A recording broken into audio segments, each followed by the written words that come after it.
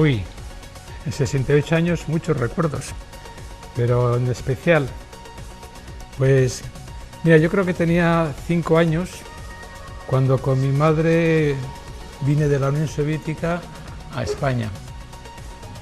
Y tengo una imagen fija del momento en el que montábamos en un barco al sur de la Unión Soviética, en lo que hoy es Ucrania.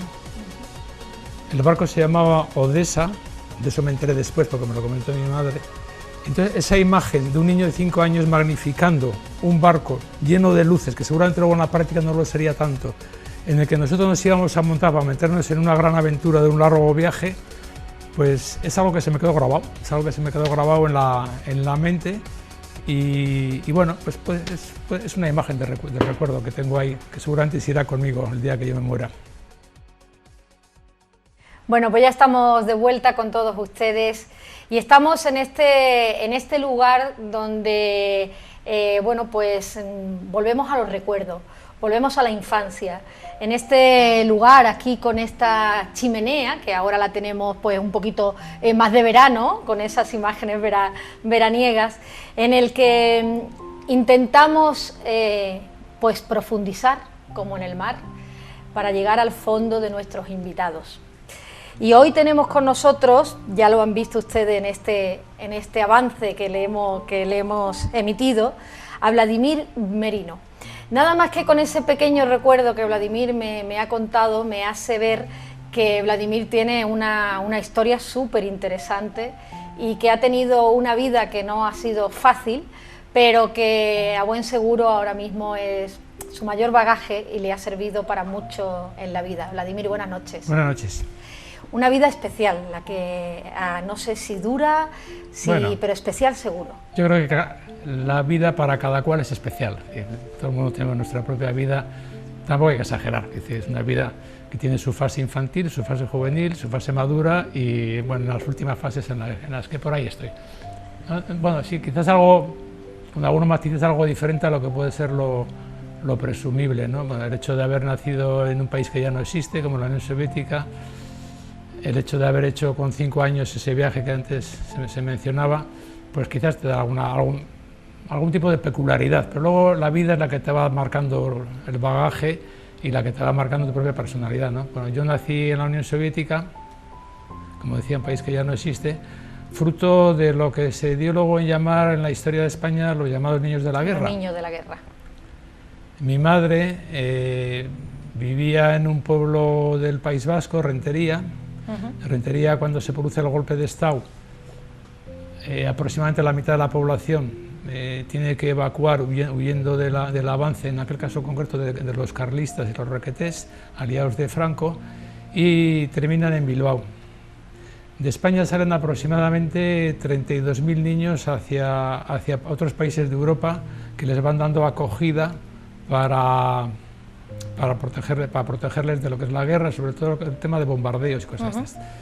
De esos 32.000, la gran mayoría, en cuanto termina la guerra civil, vuelven a España. 2.495 habían ido a la Unión Soviética, lo mismo que otros fueron a Bélgica, Inglaterra, tal. Entonces, de esos 2.495, ninguno pudo volver a España hasta 19 años después. ¿La causa? Pues posiblemente porque entre Stalin y Franco no se hablaban entre ellos, ni se mandaban cartas, ni tenían WhatsApp, ni cosas de estas. ¿Y tenían relación? Total, tenían relación. El hecho real es de que así como el resto volvieron, esto no pudieron volver hasta 19 años después. Stalin se había muerto ya, Cruz Roja Internacional intervino de una manera muy activa para conseguir que se firmara un tratado entre los dos países y por fin se consiguió la repatriación.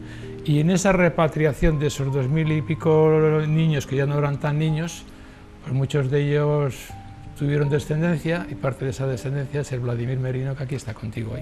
O sea que la que fue como niña de la guerra fue tu madre. Mi madre. Supongo que me preguntas por mi padre. Claro. Mi madre tuvo una relación amorosa con un albanés que era estudiante en la universidad, igual que mi madre. Tengo que decir que aproximadamente el 30% de los niños españoles que fueron a la Unión Soviética terminaron con carrera universitaria, más o menos al 50% hombres y mujeres. Entonces, mi madre conoció a un compañero, tuvo una relación amorosa y cuando mi madre se había quedado embarazada, tomaron la decisión de marcharse a Albania los dos. El problema que se daba es de que no le dejaron a mi madre salir de la Unión Soviética porque el planteamiento que hizo Stalin y su gobierno fue de todos los niños han venido juntos a España, a la Unión Soviética, y hasta que no salgan todos juntos no se pueden dispersar, todavía que no le dejaron salir. Entonces se mantuvo ahí una relación por correo y mi padre biológico se tuvo que marchar a Albania porque se le había acabado la beca que había aportado la Unión Soviética a los países de su entorno, como era Albania, se le acababa la beca. Albania estaba rompiendo relaciones diplomáticas con la Unión Soviética en ese momento y tuvo que marcharse de Moscú, no lo dejaban tampoco estar allí. Y en ese periplo... O sea, ¿tú no conoces a tu padre? No conozco a mi padre. ¿Y nunca has tenido contacto con él? ¿No supiste más de él? Durante varios años se mantuvo correspondencia entre mi madre y mi padre, por aquello de, bueno, pues, en la medida de sus posibilidades, de volver a reagruparse. Siempre que llegaban las cartas de Albania a mi madre, siempre venían abiertas. Entendemos que siempre que las cartas se enviaban allí, también llegaban abiertas. No sé si en España o en Albania o entre los dos lados, seguramente. Bueno, cuando habían pasado ya varios años, al final decidieron que la relación para ellos no tenía salida en ese sentido, y recuerdo una última carta que me leyó mi madre en la que hablaban de que era mejor ya rehacer cada uno su vida, porque por otro lado no tendría salida el asunto. Y en ese rehacer su vida mi madre se volvió a casar y yo asumí el apellido de Merino. Que no es el de tu padre, lógicamente. Que no es el de mi padre biológico. Es de tu padre adoptivo, en este caso. Correcto. Qué curioso. Y tú, bueno, pues ocurre todo esto y tu madre vuelve contigo a tu tierra, al País Vasco. Sí. ¿Y cómo es? ¿Tú llegas siendo un niño, 5 años, no? Pues mira, yo llego con 5 años y no sé el castellano. Sé lo que sabe un niño con 5 años, el idioma donde se ha criado. Claro. Entonces, sé perfectamente el idioma ruso, no tengo ni idea del castellano, y aproximadamente en un año sé el castellano y se me ha olvidado el ruso. Claro. Alguien puede preguntar, ¿y cómo no has mantenido el ruso? Estamos hablando del año 56 del siglo pasado. En el año 56 del siglo pasado... ¿Cómo suena eso del siglo pasado? Pero es verdad. Mi madre, mis abuelos maternos vivían en el País Vasco. Entonces mi madre vuelve al encuentro con sus padres, que es un encuentro también tremendamente emotivo. En aquel tiempo estaba prohibido hablar el euskera en el País Vasco. Pues si estaba prohibido hablar el euskera, imagínate lo que podía significar hablar el ruso. Ya ves. Entonces la cosa era tremendamente complicada a ese nivel. Mi madre enseguida se puso a trabajar en una fábrica que se llamaba Bianchi. Mi propia necesidad, solamente como niño, de reincorporarme al nuevo mundo, pues me hizo aprender un idioma y olvidar el otro. Claro. Mi madre lo sabe perfectamente. ¿Habla ruso? Sí. ¿Tu madre sigue viva? Mi madre tiene 94 años y sigue viva, sí. ¿Y vives con ella o...? Ella vive aquí en una residencia de ancianos en Benalmádena, en Orpea. ¿Y está bien? Me gustaría que estuviera mejor. Porque desde luego la que tiene la entrevista es tu madre, ¿eh? ¿Perdón? Que la que tiene la entrevista es tu madre. Sí, pero con mi madre es más complicado la entrevista. Ella no está como no para... Está. Pero si vas a verla, sí, ¿tienes relación con ella? Ayer fue el último día, prácticamente 3 o 4 veces a la semana voy.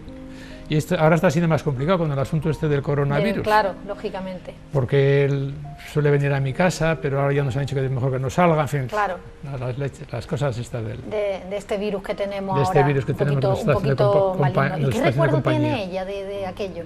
¿Lo pues, recuerda? ¿Lo hablas con ella? Sí, mucho. De hecho, la primera novela que publiqué se titulaba Todo comenzó con esa maldita guerra, y yo creo que en un 80-85% es biografía suya, es su propia vida, que lo que he hecho ha sido llevarla al ámbito de la novela. Entonces ella me contó muchas cosas para luego hacer la novela. ¿Qué impresión tiene ella de su paso por la Unión Soviética? Tengo que decir que muy bueno. Tiene un buen recuerdo. Tiene muy buenos recuerdos. Ella sale de una España que está en guerra civil. Una España en la que incluso casi la manutención en aquellos momentos era relativamente compleja para ellos. Y llegan a la Unión Soviética y a los niños españoles, que son hijos de republicanos españoles, el gobierno de la Unión Soviética los mima prácticamente. O sea, viven, comen, viven y duermen mucho mejor que la gran mayoría de los propios niños rusos, y les dan una educación muy importante, buena educación, procurando además que en ningún momento rompan con las raíces de la cultura española. En ese viaje de 2.495 niños van maestros españoles, lo mismo que habían ido a Bélgica, lo mismo que habían ido a Inglaterra, van maestros educadores españoles por aquello de que los niños no pierdan esto. Entonces estos mismos maestros se encargan, a petición del propio gobierno soviético, de darles clases principalmente de literatura. Entonces ninguno de los niños llega a olvidar el idioma español. Y van niños en un abanico entre 4 y 14 años. Nadie olvida el idioma español. Y como he dicho antes, el 30% termina con carrera universitaria, entre ellos mi madre. ¿Qué estudió? Ingeniería técnica. Ingeniería técnica. Y cuando viene a España, llegamos a Rentería, no tengo el dato estadístico, nunca lo tendré, pero estoy convencido que era la única mujer con carrera de ingeniería en ese pueblo, en el año 56. Seguro. Estoy convencidísimo. Seguro. A los pocos meses entró a trabajar en una fábrica que hacía condensadores eléctricos. ¿Qué te iba a decir? Que se me ha ido... Ah, sí. La parte más dura que tuvieron en su estancia en la Unión Soviética fue la Segunda Guerra Mundial. Es decir, la historia de estos niños escapan de una guerra civil en la que, sobre todo en Bilbao, están siendo bombardeados por aviones alemanes. Llegan a la Unión Soviética en el año 37, en el año 39 estalla la Segunda Guerra Mundial, en el año 40 los alemanes invaden la Unión Soviética y todos estos niños terminan en Siberia, poco a poco retrocediendo a 30, 40 bajo cero, procurando que los alemanes que van avanzando prácticamente a las puertas de Moscú no puedan ser presas de ellos. Entonces, esa es una parte de la historia muy dura dentro de la Unión Soviética. Luego, cuando termina ya la Segunda Guerra Mundial, afortunadamente los nazis pierden la guerra y se reincorpora ya a la vida estudiantil, a la vida laboral, etcétera. Y ya retoman su vida. Y ya está. Y hubo que esperar a que se muriera Stalin, que murió en el 51, que murió en el 53, creo que fue, ya no estoy muy seguro, la memoria me falla, para que 4 o 5 años después pudiéramos volver a España. Bueno, pues llega siendo un niño otra vez a Rentería, a su tierra, la tierra de su madre, y bueno, pues tiene una vida, entiendo que normal. ¿Y cuándo llega a Benalmádena y por qué llega a Benalmádena Vladimir? Bueno, pues yo llego a Benalmádena como llega una gran cantidad de gente que no es benalmadense de origen. De visita. Es una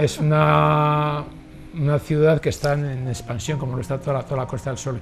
Yo trabajaba en una empresa constructora y promotora de San Sebastián, que empieza a hacer sus pequeños pinitos en la Costa del Sol y termina abriendo una delegación. Y en base a esa delegación, pues vengo yo, como dije, para 2 años. Como luego la cosa a nivel profesional e industrial se va ampliando, pues termino jubilándome aquí. Después de haber contribuido a hacer muchas viviendas, muchas casas, quizás en exceso para lo que hoy es el urbanismo en Benalmádena y en la Costa del Sol. Actualmente está vinculado a la cultura de Benalmádena, ha escrito 4 libros, uno de ellos nos decía que estaba dedicado a la vida de su madre. Mi madre. ¿Y los otros? Pues mira, a mí antes te comentaba así fuera de micrófono que la historia es un tema que me apasiona. Entonces yo creo que la historia es importante, yo creo que todos coincidimos, la historia es importante conocerla para no repetir el tópico este de los errores, tal. Entonces, para mí siempre ha habido una etapa muy importante en lo que es la historia de España, de lo que conozco, que es finales del siglo XIX y todo el desarrollo del siglo XX hasta el final de la Guerra Civil. O sea, hay un momento ahí histórico muy importante. Entonces, a mí siempre me ha dado la sensación de que hay lagunas en ese tipo de información, no tantas, porque afortunadamente cada vez se van sacando más cosas, pero en la forma de aplicar mi literatura en estos libros siempre procuro buscar personajes que, no siendo muy conocidos en lo que ha sido la historia de España, reflejen perfectamente lo que es el sentir más general que se haya podido producir en el entorno donde vivían sus personajes. Entonces el segundo libro se titula El médico de los pobres, estaba inspirado en un médico malagueño que se dio a llamar entonces el médico de los pobres, se llamaba Cayetano Bolívar, un médico que tuvo una importancia crucial en el desarrollo de la guerra civil en Málaga hasta que terminan entrando los italianos y el ejército de Queipo de Llano, tiene que salir corriendo por la carretera de Almería, como todos conocemos, y que al final de la guerra civil es detenido en Jaén y fusilado y tal. Entonces en ese entorno me pareció un personaje digno de realzarlo en la memoria y escribí una novela sobre él. Después de escribir la novela, a los 3 o 4 meses que ya estaba circulando por las librerías, recibí una llamada de una nieta de Cayetano Bolívar diciéndome que su madre, que tenía 93 años y que aún vivía, se había enterado que había escrito una novela sobre su hijo y que vivían en Madrid y que tenían muchísimo interés en conocerme. Bueno, se me puso carne de gallina, pero al día siguiente estaba yo en Madrid conociendo a la hija de Cayetano Bolívar, ¿no? Interesante. Pues sí. El tercer libro se titula Marinos de Machichaco, nos vamos ahora al norte, y entonces en el norte también en la guerra civil, el gobierno de la República le dio por primera vez el Estatuto de Autonomía al gobierno vasco. El gobierno vasco, una de las primeras medidas que toma es encargar a una empresa de Bélgica el acuñamiento de 20 toneladas de monedas con el escudo del gobierno vasco. ¿Para qué? Ellos sabrán para qué. Entonces, estas 20 toneladas vienen en un barco de Bélgica a Bilbao y en el camino se encuentran con un crucero del gobierno del ejército de Franco, que era el Canarias, que era el mismo que había estado bombardeando un mes antes aquí en la carretera de Almería. Hace frente a ese barco que viene de Canarias, que está protegido por 4 bacaladeros que les han puesto 2 cañones adelante y 2 cañones atrás el gobierno vasco. Hay una batalla que se llama la batalla de Machichaco, hay una serie de gente que se muere, otros que sobreviven, y en torno a esa batalla, con ese barco que viene con 20 toneladas de monedas que ya quieren empezar a hacer la competencia a la peseta, escribió una tercera novela. Y la cuarta, que está recién publicada, se titula La colombiana, y ahí sí me he permitido darle un pequeño giro a mi estilo, que era histórico, y es más actual. Es una novela que toca un poco temas de corrupción urbanística, de maltrato en el hogar, cosas de este tipo. Cosas de la actualidad. Vladimir, ¿qué te queda por hacer? Porque después de una vida tan intensa y tantas cosas vividas, ¿qué crees tú o con qué te quedarías tú contento de que pasara? Con esto ya mi vida está... Qué pregunta más difícil. ¿Qué me queda por hacer? Bueno, ya más hijos no. ¿Qué te gustaría, claro? Ya más hijos no, porque ya tengo 2. Tiene 2 hijos, Tengo 2 hijos y 2 nietos, que seguramente tendré más nietos. Esa es una parte ahora mismo de mi labor cotidiana muy agradable. Claro. Vivir con los nietos, los hijos. Ser abuelo es magnífico. Es fantástico, es fantástico. ¿Qué me queda por hacer? No sé, siempre queda algo por hacer. Es decir, la vida no tiene fin, la vida tiene fin el día que te mueres. A partir de ahí, pues, bueno, pues te reencarnarás o no te reencarnarás, eso ya cada uno tendrá que asumirlo como le parezca, pero mientras siga viviendo, pues me queda mucho por leer. Queda mucho, y yo leo mucho, pero todavía cuanto más leo, como decía el otro, más sé que me queda por leer, ¿no? Yo creo que la lectura para mí ha sido una fuente fundamental para el desarrollo de la escritura. ¿Qué me queda? Pues... Lo estoy haciendo pensar. Es que no sé. Bueno, si no lo tiene pensado es que creo que no hay nada ahí que... Yo soy muy lento en mis reacciones, no te creas tú que... Vladimir, no tenemos tiempo para más, pero me encantaría seguir hablando contigo y lo haremos en otra ocasión. Claro que sí. Gracias por estar con nosotros y enhorabuena por esa vida que has llevado y que siempre deja un pozo importante para el futuro. Pues muchas gracias a vosotros por la invitación y cuando queráis. Muchas gracias.